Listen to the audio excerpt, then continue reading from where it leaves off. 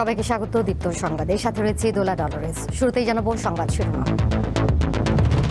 নওগাঁয় শিশুসহ 9 জনকে জোর করে ঠেলে দেওয়ার চেষ্টা বিএসএফ এর। বিজিবির বাধাই শূন্য রেখায় অবস্থান। শ্রীমঙ্গলের 3টি গ্রামের দরিদ্র নারীদের হাতে ফ্যামিলি কার্ড। আয়ের পথ খোলায় স্বপ্ন দেখছেন দিন বদলের। আমার ছেলে মেয়ে লেখাপড়ার পিছনে টাকা খরচ করা এটা আমার খুব উপকারী হয়েছে। আমার স্বামী সুস্থ। তিস্তার পানি কমে নীলফামারীতে বন্যা পরিস্থিতির উন্নতি। ঢলের কারণে কুড়িগ্রামের পরিস্থিতি অপরিবর্তিত।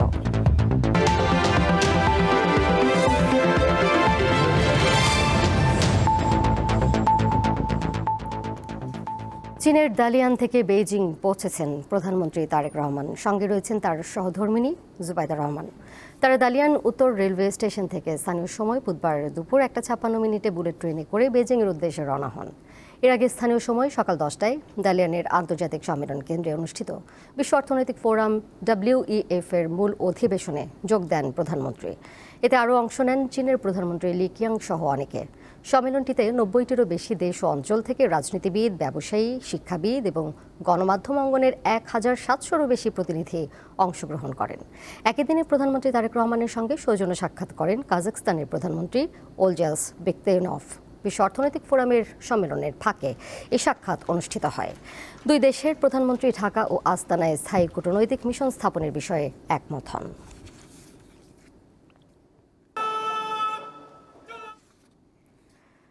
নওগাঁ সীমান্ত দিয়ে শিশু সহ অন্তত 9 জনকে জোর করে বাংলাদেশে ঠেলে দেওয়ার চেষ্টা করেছে বিএসএফ। এ সময় বর্ডার গার্ড বাংলাদেশ বিজিবি বাধা দিলে ওই 9 জন সীমান্তে শূন্য রেখায় অবস্থান নেন। ভোর 4টার দিকে সাপাহার সীমান্তে এই ঘটনা ঘটে। এই অবস্থায় সীমান্ত জুড়ে বিজিবির টহল জোরদার করা হয়েছে। এছাড়া দিনাজপুর সদর উপজেলার বনতারা গিলাবাড়ি সীমান্ত দিয়ে ভোরে ভারতীয় সীমান্তরক্ষী বাহিনী বিএসএফ 4 জনকে আটক করে বিজিবির কাছে হস্তান্তর করেছে। এদিকে কুড়িগ্রামের রৌমারী সীমান্তে শূন্য রেখায় অবস্থান নেওয়া 5 জনের মধ্যে 3 জন এখনও সীমান্তে অবস্থান করছেন।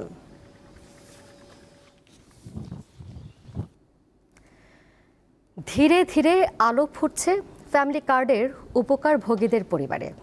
এরই মধ্যে মৌলভীবাজারের শ্রীমঙ্গল উপজেলার 3টি গ্রামের মোট 155টি পরিবারের নারীরা ফ্যামিলি কার্ড পেয়েছেন। সরকারের সহায়তার অর্থ দিয়ে কেউ করছেন হাঁস মুরগি পালন, কেউ বা খরচ করছেন সন্তানের শিক্ষার জন্য।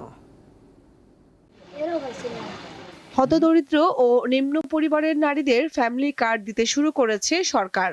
দরিদ্রতা তাদের জীবনের যেমন কঠিন পরীক্ষা নিচ্ছে, তেমনি ফ্যামিলি কার্ড সেখান থেকে ঘুরে দাঁড়ানোর যেন এক সেতু বন্ধন। এরই মধ্যে মৌলভীবাজারের শ্রীমঙ্গলের অনেক পরিবারের নারীরা হাতে পেয়েছেন এই কার্ড। কোনো মধ্যস্বত্বভোগী ছাড়াই তারা প্রতি মাসে হাতে পাচ্ছেন 2500 টাকা, যা এসব নারীদের অর্থনৈতিক ক্ষমতায়ন নিশ্চিত করেছে। পাশাপাশি জীবনযাত্রার ব্যয় মেটানোর ক্ষেত্রেও রাখছেন অবদান। কার্ড পেয়ে আমার ছেলে মেয়ে লেখাপড়ার পিছনে টাকা খরচ করা তো আগামী হালকে দিছি। আমার ছেলের বেতন 1500 টাকা, আমার মেয়ের বেতন দিছি 400 টাকা। আমরা অনেক কষ্ট করি এক জিনিস খাইয়া না খাইয়া তো বেতনটা দেওয়া লাগছে, পড়ার খরচটা তো আর কোনো আর এটা না দিলেও নাই। অনেকেই সন্তানের লেখাপড়ার খরচ ও হাঁস মুরগি পালন সহ নানা উন্নয়নমূলক কাজে ব্যবহার করছেন প্রধানমন্ত্রীর দেয়া ফ্যামিলি কার্ডের অর্থ। খাওয়া দাওয়া আমরা হাঁস মুরগি কিনছি, আমরা উন্নত হয়েছে। আমি ফ্যামিলি কার্ড পাইয়া আমার বাচ্চারে আমাদের সাথে ভর্তি করছি, আমার মায়ের জন্মদিন কার্ড করছি। ফ্যামিলি কার্ড পাইয়া অনহার উপহার পাইছি, বিপদ আসলাম বিপদ সারলাম। কোন পরিবারের প্রধান উপার্জনক্ষম ব্যক্তিটি হয়তো দীর্ঘদিন অসুস্থ, তার চিকিৎসায়ও ব্যবহৃত হচ্ছে ফ্যামিলি কার্ড। আমার প্রধানমন্ত্রী দেওনে এটা আমার খুব উপকারী হয়েছে। আমার স্বামীও সুস্থর মাঝে তো চলাফেরা যেতে পারে না, আমার মেয়ের পড়ার খরচ দিয়েছি। ফ্যামিলি কার্ড তৃতীয় পর্যায়ে মির্জাপুর ইউনিয়নের 155টি পরিবারকে প্রাথমিকভাবে মাননীয় প্রধানমন্ত্রী ফ্যামিলি কার্ড বিতরণ করেছেন। আমরা 15 থেকে 20 দিনের মধ্যেই পুরো কার্যক্রমটি একটি ওয়ার্ডের জন্য সম্পন্ন করতে পেরেছি। উপকারভোগীরা বলছেন, ফ্যামিলি কার্ডের মাধ্যমে পাওয়া এই সহায়তা শুধু তাৎক্ষণিক প্রয়োজনই পূরণ করছে না, বরং অনেক পরিবারকে শিক্ষা, চিকিৎসা ও ক্ষুদ্র আয়ের পথ তৈরি করতেও সহায়তা করছে। কামরুন নাহার, দীপ্ত, বার্তা কক্ষ। 30 বছর ধরে পানি টানছেন পটুয়াখালীর রেহেনা বেগম। এ কারণে তিনি পরিচিত পানি বুয়া নামে। সরকারি জায়গায় তোলা ছোট্ট এক ঘরে তার বসবাস। স্বামী হারানোর 4 দশক পেরিয়ে গেলেও ভাগ্যে জোটেনি বিধবা ভাতা অথবা সরকারি কোনো সহায়তা।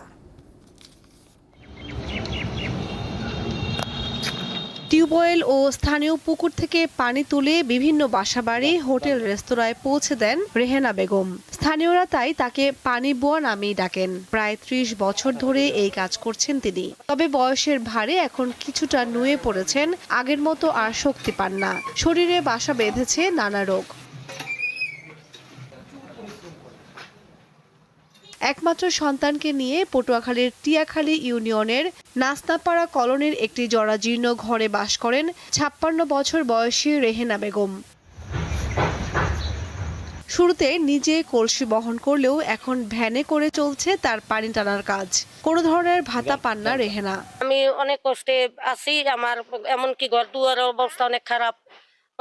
বৃষ্টি এলে পানি পড়ে, আমার নিজেরও স্বাস্থ্য ভালো না। আমি একটা ভ্যান গাড়ি দিয়ে পানি টেনি, গাড়িটাও আমার নষ্ট হয়ে গেছে। আমি এখন আর টানতে পারি না, খুব কষ্ট হয়। আমার নিজেও অসুস্থ অনেক। পরিশ্রমী অসহায় এই নারীর জন্য সরকারি সহায়তার দাবি জানিয়েছেন এলাকাবাসী। রেহেনা ও অনেক কষ্টে আছে। বাজারে পানি টেনে স্বামী মারা গেছে, 40 বছর হয়েছে। একটা ছোট বাচ্চা লইয়া আজকে পোলাটা একটু বড় হয়েছে, এখন একটু খাড়ে পেটে খায়। একটা গাড়িটা নিয়ে ভাঙ্গা চুরো। সে অনেক পরিশ্রম করে, সে ভোর থেকে রাত 10টা অবধি পর্যন্ত। তার একটা আধুনিক ঘরের প্রয়োজন, থাকার কোনো ঘর নাই, মাঝে মাঝে অসুস্থ হয়ে পড়ে চোখের সামনে। আমরা পানি বুয়া নামে তারে চিনি এবং তিনি দোকানে দোকানে, চায়ের দোকানে বিভিন্ন জায়গায় পানি দেয়। প্রত্যেকের দোকানে বাসা বাড়িতে পানি দেয় অনেক দিন ধরে, কিন্তু উনি দীর্ঘই তো স্থানীয় কোনো ঘর বাড়ি নাই এবং ওনার একটা গাড়ির খুবই প্রয়োজন। রেহেনা বেগমকে সহায়তার আশ্বাস দিয়েছেন উপজেলা সমাজসেবা কর্মকর্তা। এখন পর্যন্ত কোনো ভাতার আওতায় আসে নাই অথবা সমাজসেবার কোনো আওতায় আসে নাই। আমি খোঁজ নিয়ে জেনেছি তিনি বিধবা ভাতার আওতায় আসবেন। আমরা অতি দ্রুতই তাকে বিধবা ভাতার আওতায় আনার চেষ্টা করব। শুধু পানি বুয়া রেহেনা বেগম নয়, তার মতো সমাজের অসহায় হতদরিদ্রদের পাশে দাঁড়াতে সমাজের বিত্তবানদের প্রতি আহ্বান জানিয়েছেন সচেতন মহল। কামরুন নাহার, দীপ্ত, বার্তা কক্ষ।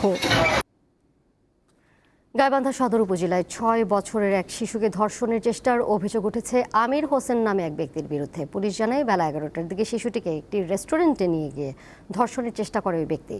বিষয়টি স্থানীয়দের নজরে আসলে তারা রেস্টুরেন্টের মধ্যে অভিযুক্ত আমির হোসেনকে অবরুদ্ধ করে রাখে। পরে গাইবান্ধা সদর থানা পুলিশে খবর পেয়ে অভিযুক্তকে আটক করে থানায় নিয়ে যায়। তবে উত্তেজিত জনতা রেস্টুরেন্টটি ভাঙচুর ও আগুন লাগিয়ে দেয়।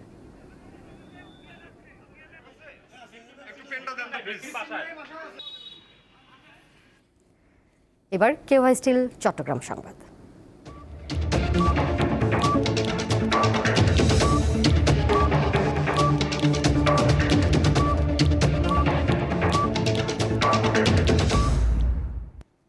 চট্টগ্রামের পাহাড়তলী এলাকার আব্দুল পাড়ায় পূর্ব বিরোধের জেরে রিফাত নামের এক যুবককে ছুরিকাঘাতে হত্যা করা হয়েছে। মঙ্গলবার রাতে নগরীর পাহাড়তলীতে বাসা থেকে ডেকে নিয়ে তাকে হত্যার অভিযোগ করেছেন স্বজনরা।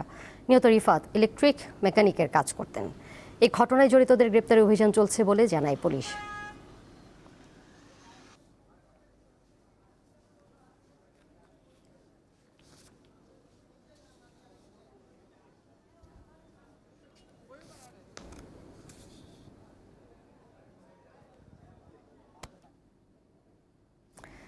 বিশ্বকাপ ফুটবল মানেই উন্মাদনা, তারই উত্তাপ চট্টগ্রামেও।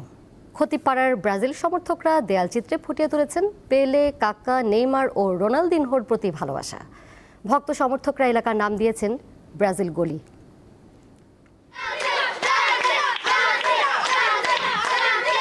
ফিফা ওয়ার্ল্ড কাপের উন্মাদনা সারা দেশের মতো চট্টগ্রামের অলিতে গলিতে ছড়িয়ে পড়ছে। একদিকে হচ্ছে আর্জেন্টিনা, অন্যদিকে হচ্ছে ব্রাজিলের সমর্থকদের যে উন্মাদনা, সেটি এখন চোখে পড়ার মতো। চট্টগ্রামের বহদ্দার হাটের একটি এলাকার রাস্তার নামকরণ করা হয়েছে ব্রাজিল গলি।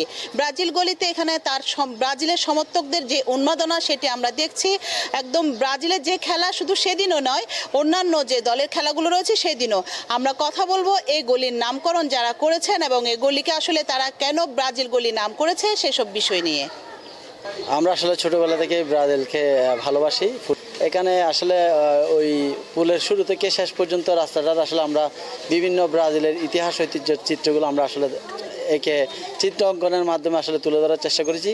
আমরা এখানে আসলে বিশ্বকাপের উন্মাদনাকে দ্বিগুণ করতে আর্জেন্টিনার কিংবদন্তি খেলোয়াড় দিয়েগো ম্যারাডোনা, লিওনেল মেসি, বিশ্বের সেরা খেলোয়াড় ক্রিস্টিয়ানো রোনালদোকে এখানে আমরা স্থান দিয়েছি। নামে ব্রাজিল গলি হলো, কিন্তু আর্জেন্টিনার যারা সাপোর্টার তারা ব্রাজিল গলিতে আসছে এবং ব্রাজিল গলিতে যে ইতিহাস ঐতিহ্যগুলো তুলে ধরেছে এখানে চিত্রকর্মের মধ্য দিয়ে সেগুলোই তারা পরিদর্শন করছে। আপনি তো একজন আর্জেন্টিনা সাপোর্টার, তো ব্রাজিল গলিতে এসছেন, আসলে কেমন লাগছে? আমার খুবই ভালো লাগছে। এটা আমরা আর্জেন্টিনার সমর্থক, এটা একটা নামকরণ হয়েছে খতিবপাড়া ব্রাজিল গলি নামে, কিন্তু আমরা এখানে দুই দলে বিভক্ত, এটা আর্জেন্টিনার ভক্ত এবং ব্রাজিল ভক্তরা, কিন্তু আমাদের মধ্যে কোনো ঝগড়া বিভেদ এগুলো নেই। তরুণ প্রজন্ম যারা শিশু আছে এরাও খুব আনন্দিত উচ্ছ্বাস উদযাপন করতেছে।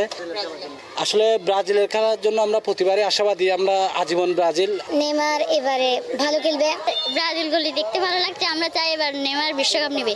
ব্রাজিল গলি হলো আমরা আর্জেন্টিনাকে সাপোর্ট করি, রোনালদো আছে, আমার আর্জেন্টিনা আছে, ব্রাজিল আছে।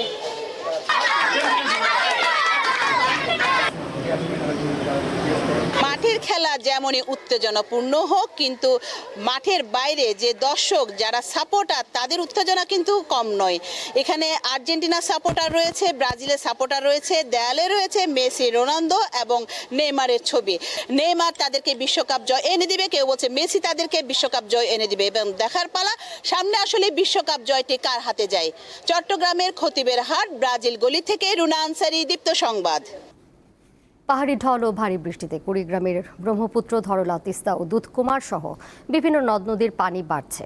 নদীগুলোর পানি এখনও বিপদসীমার নিচ দিয়ে প্রবাহিত হলেও স্বল্পমেয়াদী বন্যার আশঙ্কা করছে বন্যা পূর্বাভাস ও সতর্কীকরণ কেন্দ্র। এতে জেলার নিচু এলাকাগুলো সাময়িকভাবে প্লাবিত হতে পারে। এছাড়া নীলফামারীতে তিস্তা নদীর পানি কিছুটা কমে বিপদসীমার নিচ দিয়ে প্রবাহিত হচ্ছে। এর আগে মঙ্গলবার বিকেলে বিপদসীমার 1 সেন্টিমিটার ওপর দিয়ে তিস্তার পানি প্রবাহিত হয়, তবে সকাল থেকে পানি কমতে শুরু করেছে।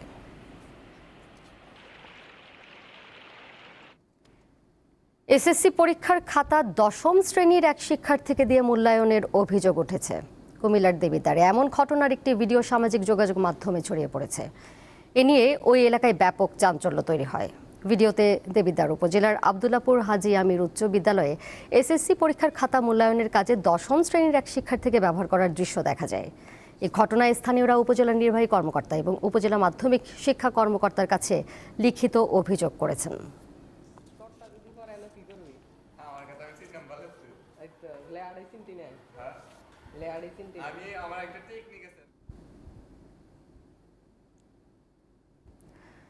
ডুশেন মাস্কুলার ডিস্ট্রফি একটি বিরল বংশগত রোগ। এ রোগে আক্রান্তের শরীরের পেশি ধীরে ধীরে দুর্বল হয়ে যায়। প্রতি বছর বিশ্বে 4 লাখ শিশুর মধ্যে একজন এই রোগে আক্রান্ত হয়। এমনই একজন মানিকগঞ্জের সিফাতুল্লাহ। দারিদ্র্য আর চিকিৎসা সংকটের মধ্যে প্রতিদিন বেঁচে থাকার লড়াই করছে সে। 2018 সালে মাত্র 7 বছর বয়সে ডুশেন মাস্কুলার ডিস্ট্রফি নামের বিরল রোগে আক্রান্ত হয় সিফাতুল্লাহ। আমি তো অসুস্থ, তাই জন্য খেলতে পারি। সুস্থ থাকলে প্রত্যেকদিন বাইরে গিয়ে খেলতাম। 2024 সালে সিফাতের বাবা মারা যাওয়ার পর আরও অনিশ্চয়তায় পড়ে পরিবারটি। মানিকগঞ্জ সদর উপজেলার বড় সুরন্ডি এলাকায় ছোট্ট একটি বাসা ভাড়া নিয়ে এখন মা ছেলের বসবাস। পরিবারের একমাত্র উপার্জনক্ষম ব্যক্তিকে হারিয়ে অভাবের সঙ্গে প্রতিনিয়ত লড়াই করতে হচ্ছে তাদের। রোগের কারণে ধীরে ধীরে ফুলে যেতে থাকে সিফাতের পায়ের মাংসপেশি। সময়ের সঙ্গে দুর্বল হয়ে পড়ে পুরো শরীর। ছেলেকে সুস্থ করতে এক হাসপাতাল থেকে আরেক হাসপাতালে ছুটছেন মা মনোরা বেগম। তবে এখন সেই চিকিৎসা চালিয়ে নেওয়া কঠিন হয়ে পড়েছে।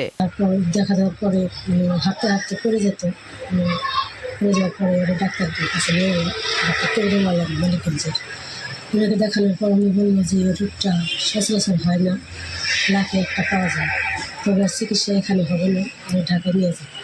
পরে ঢাকায় নিয়ে গেলাম, মানে দামি দামি টেস্টগুলো দিল, ব্লাড টেস্টগুলো আমি আজও করাতে পারিনি। হাতটা আগে পা নাড়াতে পারতো না, এখন হাত নাড়াতে পারে না, হাতে কাউসি করতে পারে না। ওর অবস্থা খুবই খারাপ। এখন আপনারা যদি দেশের বন্ধু-বান্ধব একটু যারা আছে তারা যদি আমার পাশে দাঁড়ায়। চিকিৎসকদের মতে উন্নত চিকিৎসার জন্য সিফাতকে দেশের বাইরে নেওয়া প্রয়োজন, কিন্তু সেই ব্যয়ভার বহনের সক্ষমতা নেই পরিবারটির। অভাব আর অনিশ্চয়তার মধ্যেই প্রতিনিয়ত মৃত্যুর সঙ্গে লড়াই করছে সিফাত। এই অসুখটা খুবই বিরল, পুরোপুরি সুস্থ করা যায় না। যে পর্যন্ত সে বাঁচা আছে তাকে রিহ্যাব প্রসিডিওরে, রিহ্যাব বলতে যে ফিজিওথেরাপি, অকুপেশনাল থেরাপি, এইসব সার্ভিসের মাধ্যমে তাকে যতটুকু ফাংশনিং রাখা যায়। পরিবারের যে অবস্থা, বাবাটা কিছুদিন আগে মারা গেছে, তো সব মিলিয়ে আসলে ওর চিকিৎসা করার সামর্থ্য নাই এখন ওর পরিবারের পক্ষে, ওর চিকিৎসা করা সম্ভব না। সুতরাং আমি আহ্বান জানাই দেশের যে বিত্তবান লোক আছে তারা যেন ওর চিকিৎসার জন্য এগিয়ে আসেন। সহায়তার আশায় সমাজ কল্যাণ অধিদপ্তরে আবেদন করা হলেও এখনও কোনো কার্যকরী সহযোগিতা পাওয়া যায়নি। সবার সহযোগিতায় বাঁচতে পারে একটি নিষ্পাপ প্রাণ, ফিরে পেতে পারে স্বাভাবিক জীবন। সাদিয়া চৌধুরী, দীপ্ত, বার্তা কক্ষ। ধামরাইয়ে সড়ক ও জনপথ অধিদপ্তরের জমি দখল করে গড়ে তোলা অবৈধ স্থাপনা উচ্ছেদ করেছে উপজেলা প্রশাসন। সকালে ধামরাইয়ের ঢুলি ভিটাতে এই উচ্ছেদ অভিযান পরিচালনা করা হয়। এর আগে গতকাল একই স্থানে অবৈধ স্থাপনা উচ্ছেদে গেলে হামলা চালায় দখলদাররা, এতে আহত হন 2 জন। উপজেলা প্রশাসন জানায়, সড়কের জমি দখল করে গড়ে ওঠায় সব অবৈধ স্থাপনার জন্য পথচারী সহ যান চলাচলে সমস্যা হচ্ছিল দীর্ঘদিন ধরে। এজন্য মঙ্গলবার এসব অবৈধ স্থাপনা উচ্ছেদ শুরু করা হলে দখলদাররা একজোট হয়ে হামলা চালায়। এজন্য গতকাল উচ্ছেদ অভিযান বন্ধ রেখে সকাল থেকে স্থানীয় সংসদ সদস্যের উপস্থিতিতে আবারও অভিযান চালানো হয়। আমাদের ধামরাই উপজেলাধীন ঢুলিবিড়ে বাস স্ট্যান্ডে, এখানে সহজের যে জায়গাটা, ঢুলিবিড়ে বাস স্ট্যান্ড অনেক গুরুত্বপূর্ণ এবং মানুষের চলাচল খুব বেশি। এখানে প্রায় যানজট হয় এবং কিছু অস্থায়ী স্থাপনা এরা দিন দিন করতেছে। আমরা তাদেরকে বারবার সতর্ক করেছি, মাইকিং করেছি, নোটিশ করেছি, তারপরে তারা নিজেরা সরিয়ে নেয়নি। আমরা এই জন্য এই উচ্ছেদ অভিযান। এখানে গুরুত্বপূর্ণ বাস স্ট্যান্ড আছে, ডিলিংক আছে, অটো গাড়িগুলো আছে, এগুলোর জন্য সারাক্ষণ এখানে যানজট লেগে থাকে। আমরা সেই যানজটটাকে নিরসন করতে চাই। আন্তর্জাতিক প্রসঙ্গ, ইরানে যুদ্ধ নিয়ে মার্কিন সিনেটে এবার বড় ধাক্কা খেলেন যুক্তরাষ্ট্রের প্রেসিডেন্ট ডোনাল্ড ট্রাম্প। তেহরানে যুদ্ধ পরিচালনার ক্ষমতা সীমিত করতে মার্কিন সিনেটে একটি প্রস্তাব পাশ হয়েছে। এই প্রস্তাব অনুসারে ইরানের সামরিক অভিযান চালাতে বা পরবর্তী কোনো পদক্ষেপের আগে কংগ্রেসের বাধ্যতামূলক অনুমোদন নিতে হবে। আল জাজিরা জানায়, স্থানীয় সময় মঙ্গলবার অনুষ্ঠিত ভোটাভুটিতে কয়েকজন রিপাবলিকান সেনেটর ও ডেমোক্রেটদের সঙ্গে যোগ দেন। 50-48 ভোটে প্রস্তাবটি অনুমোদিত হয়। যদিও এটি একটি প্রতীকী পদক্ষেপ হওয়ার সম্ভাবনা বেশি, ধারণা করা হচ্ছে এই প্রস্তাবে প্রেসিডেন্ট ডোনাল্ড ট্রাম্প ভেটো দেবেন।